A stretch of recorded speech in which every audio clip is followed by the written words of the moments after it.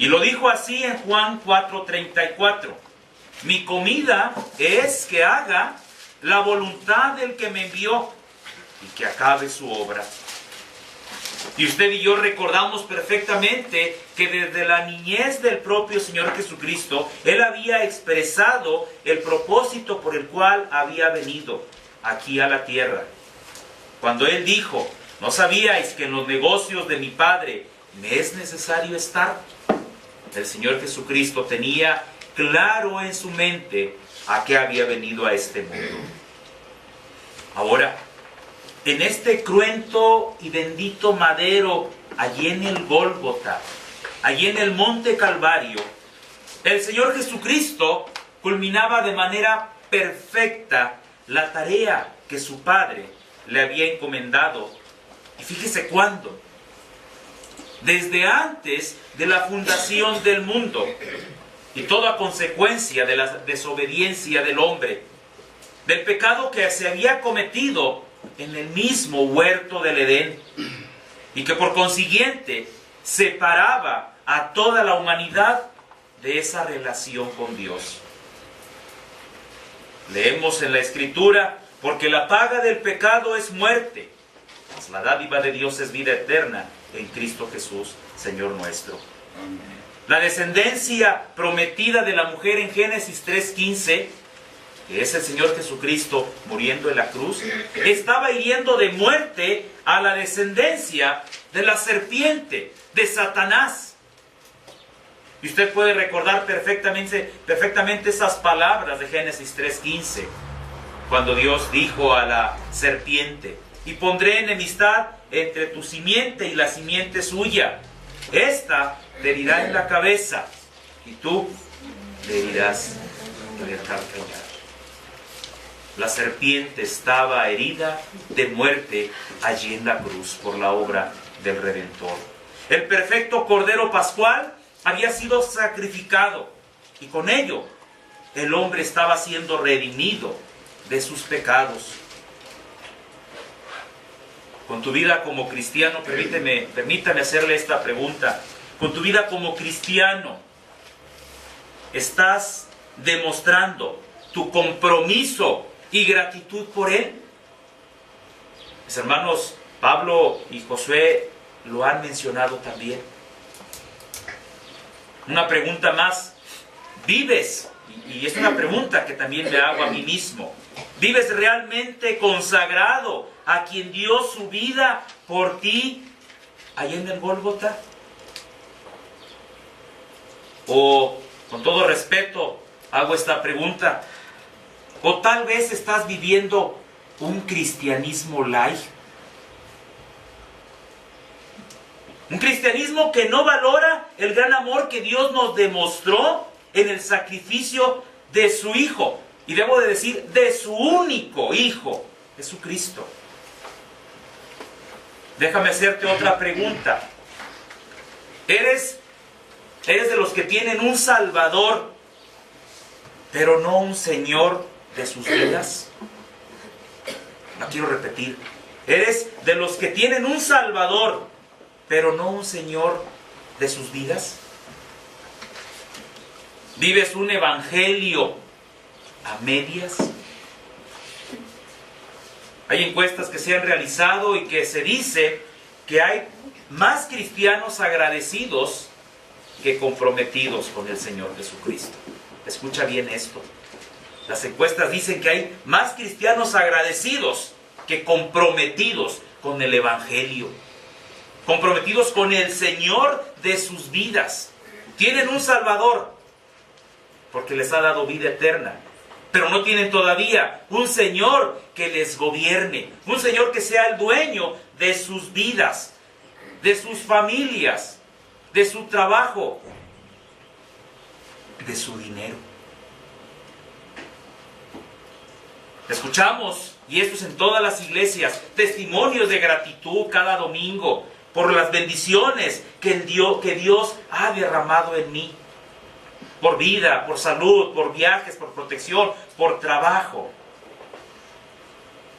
Pero a veces nos olvidamos que ese mismo Jesús que murió por nosotros y nos salvó, también deberás ser el dueño y Señor absoluto de toda tu vida. O tal vez aún no has aceptado a Jesucristo en tu corazón. Probablemente todavía no reconoces que tu pecado te separa de Dios. La obra de Cristo en esa cruz fue hecha en favor de nosotros, los pecadores. Y Él así lo declaró. Él murió para pagar por tus pecados y por mis pecados y para regalarnos la vida eterna por su gracia. Por eso Él pudo decir esta sexta palabra: consumado es, para otorgarnos a ti y a mí nuestro perdón y así reconciliarnos con el Padre. Hoy te hago esta invitación para que reconsideres cuál ha sido tu relación con Dios, para que tú pienses cuál ha sido esa relación que has mantenido con Dios. Hoy te animo a que abras tu corazón a quien murió por ti y le pidas que perdone tus faltas. Él desea perdonarte. Él desea darte libre acceso al cielo para que así disfrutes de la vida eterna. La obra perfecta de Cristo en la cruz cumplía con el requisito que solamente lo podía hacer el Señor Jesús y nadie más. Dice la Escritura: porque Cristo, cuando aún éramos débiles, a su tiempo murió por los impíos. Porque si siendo enemigos fuimos reconciliados con Dios por la muerte de su Hijo, mucho más, estando reconciliados, seremos salvos por su vida. La palabra consumado significa la victoria sobre Satanás. La muerte de Cristo fue la muerte de la muerte. Es decir, la muerte misma perdió el poder que tenía, porque Jesucristo la destruyó. Destruyó al que tenía el imperio de la muerte, esto es, al diablo. ¿Para qué? Para librar a todos los que por el temor de la muerte estaban durante toda la vida sujetos a servidumbre.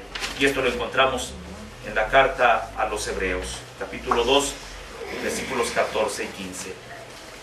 El Señor Jesús había cumplido todo lo que se anunciaba en torno a su sacrificio expiatorio. Se cumplieron, fueron consumadas. Solo basta con mencionar lo que dice el profeta Isaías en el capítulo 53, versos 4 al 6. Isaías 53, 4 al 6. Y que dice así: ciertamente llevó Él nuestras enfermedades y sufrió nuestros dolores, y nosotros le tuvimos por azotado, por herido de Dios y abatido. Mas Él, Jesucristo, herido fue por nuestras rebeliones, molido por nuestros pecados. El castigo de nuestra paz fue sobre Él, y por su llaga fuimos nosotros curados. Amén. Todos nosotros nos descarriamos como ovejas, cada cual se apartó por su camino. Termina esta parte diciendo: mas Jehová cargó en Él el pecado de todos nosotros. Jehová cargó el pecado de Asael. Jehová cargó el pecado de Pablo, de Telma, de Yossi. Jehová cargó el pecado de cada uno de nosotros. Y por eso Él pudo decir: consumado es. Ese pecado ya está pagado. Tú tienes ahora vida eterna. Aleluya. Amén. La séptima y última palabra pronunciada por el Señor Jesucristo en la cruz está registrada en el Evangelio según San Lucas, capítulo 23, versículo 46. Y esta última frase que dijo el Señor Jesucristo dice así: entonces Jesús, clamando a gran voz, dijo: Padre, en tus manos encomiendo mi espíritu. Y dice la Escritura: y habiendo dicho esto, expiró. La primera palabra en la cruz había iniciado con el sustantivo Padre. Padre, perdónalos porque no saben lo que hacen. Ahora, al pronunciar la séptima y última, vuelve a utilizarla. Y con esto evoca toda la intimidad de ese amor y comunión que él tenía con su Padre. Al igual que antes de las 3 horas de tinieblas, Jesús volvía a dirigirse a Dios su Padre y decirle: Padre. La expiación estaba cumplida. El enorme problema de nuestros pecados estaba solucionado. Nuestra inmensa deuda con Dios estaba finiquitada. Plenamente consciente, Jesús dio y dejó su vida. Inclinó la cabeza y entregó su espíritu al Padre. Este fue el acto final de su sacrificio voluntario. Él mismo separó su espíritu de su cuerpo y lo entregó a Dios su Padre. Ya en otros pasajes de la Escritura se menciona esa entrega de Jesús, como en los que leeré a continuación. Y andad en amor como también Cristo nos amó y se entregó a sí mismo por nosotros, ofrenda y sacrificio a Dios en olor fragante. Efesios 5:2. Y en Tito 2:14 también dice: quien se dio a sí mismo por nosotros para redimirnos de toda iniquidad y purificar para sí un pueblo propio, celoso de buenas obras. Y aquí nos remitimos a las palabras que en la predicación mencionó mi hermano Pablo. Esas buenas obras Dios las ha preparado para que tú y yo las practiquemos. No para salvación, pero sí para testimonio y gloria de Dios. Amén. Todas estas expresiones hacen brillar la grandeza y el amor de aquel que dio su vida. Nadie, absolutamente nadie, tenía el poder para quitársela. Y así lo menciona Juan en el capítulo 10, versos 10, 17 y 18, que dicen: por eso me ama el Padre, dice el Señor Jesucristo, porque yo pongo mi vida para volverla a tomar. Nadie me la quita, sino que yo de mí mismo la pongo. Tengo poder para ponerla y tengo